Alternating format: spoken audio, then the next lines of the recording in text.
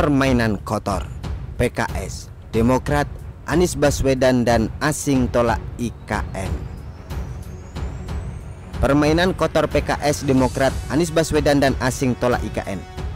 Barusan lihat berita jika partai oposisi seperti PKS dan Demokrat meminta pencairan anggaran untuk pembangunan IKN pada 2024 ditunda.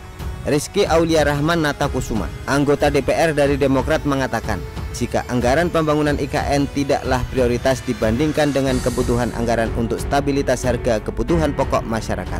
Andi Akmal Pasludin dari PKS memandang bahwa kebijakan belanja negara untuk pembangunan IKN itu lebih baik digunakan untuk memperkuat infrastruktur di sektor pertanian.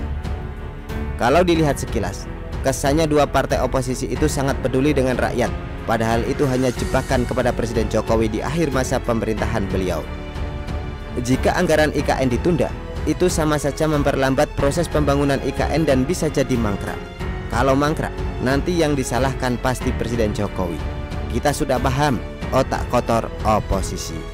Mereka sengaja menjual nama rakyat untuk menolak anggaran IKN agar IKN mangkrak, lalu dijadikan senjata makan tuan oleh oposisi untuk menyerang pemerintah. Dan Menku merespon ocehan dua partai oposisi tersebut.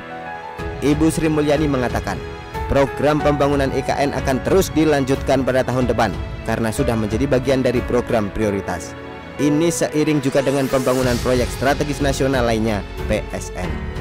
Program prioritas juga difokuskan untuk mempercepat transformasi ekonomi melalui percepatan pembangunan infrastruktur, termasuk keberlanjutan Ibu Kota Nusantara IKN dan proyek strategis nasional PSN, kata Sri Mulyani saat rapat paripurna di DPR. Sebenarnya yang protes IKN itu pasti pihak oposisi. Anies Baswedan juga pernah kritik IKN di luar negeri. Aneh bukan? Anies menjelekkan pemerintahan Indonesia saat dia berada di luar negeri. Mau jadi presiden di Indonesia, tapi malah menjelekkan pemerintahan Indonesia di luar negeri. Dan bukan sebuah kebetulan jika pemerintahan asing juga kritik IKN. Dan faktanya, tokoh oposisi Rocky Gerung keceplosan menyebutkan ada dana asing di balik penolakan pembangunan IKN oleh Presiden Jokowi saat ini.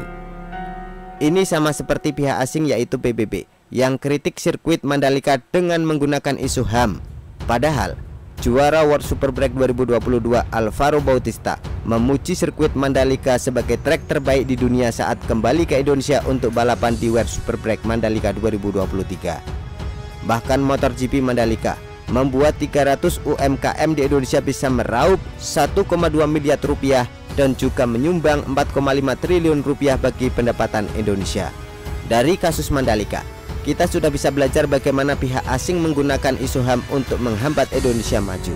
Dan sekarang PKS, Demokrat, dan Anies Baswedan yang semuanya pihak oposisi malah nyinyir pembangunan IKN dengan menggunakan berbagai macam isu. Tapi Rocky Gerung mengatakan ada pihak asing di belakang penolakan pembangunan IKN.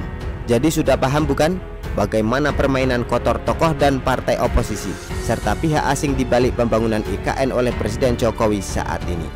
Apakah ini semua sebuah kebetulan? Silahkan rakyat Indonesia untuk menilainya sendiri. Begitulah kura-kura. Artikel diambil dari show.com, ditulis oleh Nafis. Bagaimana menurut Anda?